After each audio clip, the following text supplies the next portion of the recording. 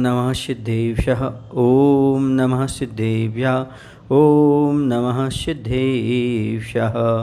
महावीर प्रभु की कथा कहता हूँ मैं आज, मन वचन से न मान्य हो, पूर्ण बने सब काज, पूर्ण बने सब काज। महावीर भगवान की जय।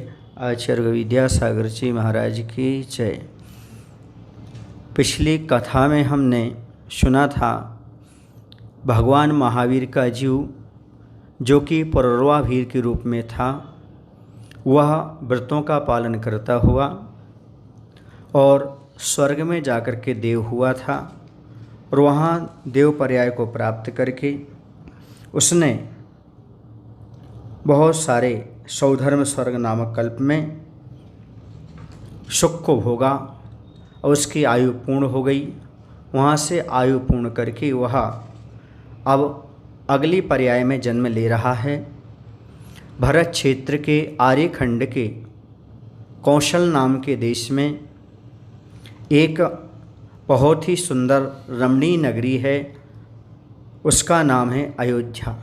उस अयोध्या नगरी में जहाँ की भव्य पुरुष निवास करते हैं वह रमणीक स्थल है। इसका दूसरा नाम विनीता नगरी भी है। इस नगरी का निर्माण इंद्र ने श्री आदिनाथ भगवान के जन्म के लिए किया था।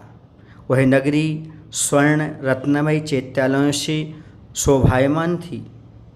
उस नगरी की लंबाई 12 और चौड़ाई 9 योजन की थी, जो देवों को बड़ी प्रिय थी।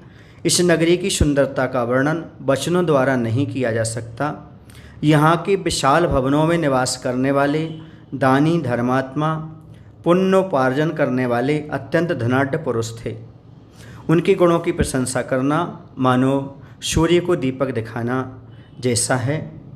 इस नगरी का स्वामित्व आदि धर्म प्रवर्तक आदि ब्रह्मा श्री आदिनाथ वृषभदेव के पुत्र राजा भरत के अधिकृत था।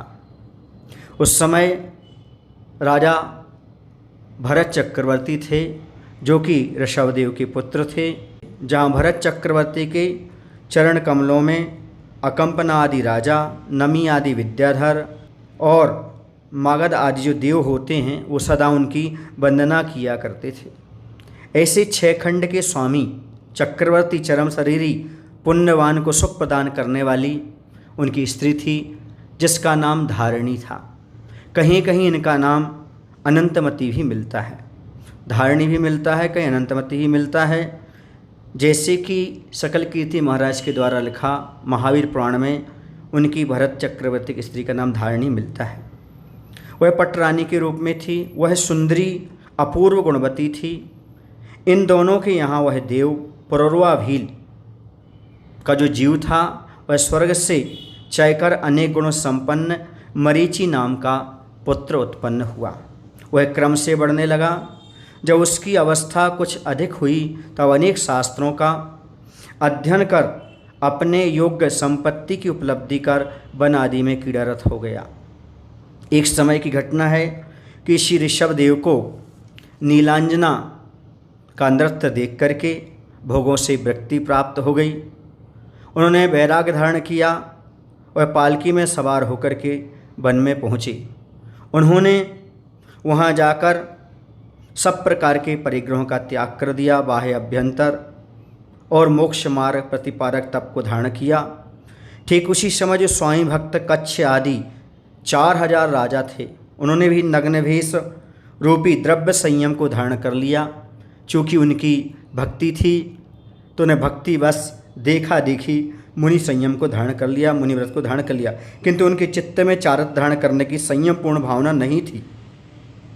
तो यह जो मरीचि था यह भी अपने दादा की, क्योंकि ऋषभनाथ उनके दादा थे, उनको देख करके वह भी वहाँ मुनि व्रत को बास धारण कर गया। परंतु श्री ऋषभदेव ने देह की ममता का परित्याग कर सुमेरु पर्वत जैसे निश्चल हो कर रूपी शत्रुओं को परास्त करने के लिए 6 माह का उपवास धारण करके वह परम समाधि में लीन हो गए।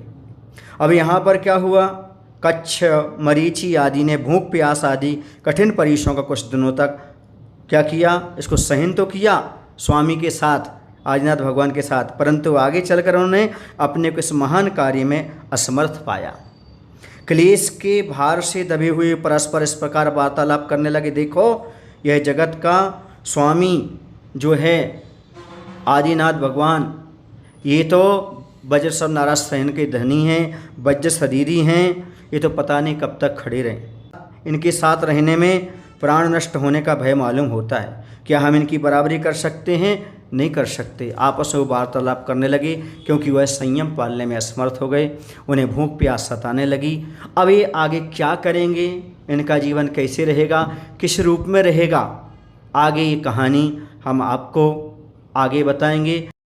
अयोध्या नगरी में हुआ आदिनाथ अवतार, मरीचि ने जहाँ जन्म लिया पिता भरत महाराज, पिता भरत महाराज। बोले महावीर भगवान की जय। आचार्य गुरु विद्यासागर जी महाराज की जय।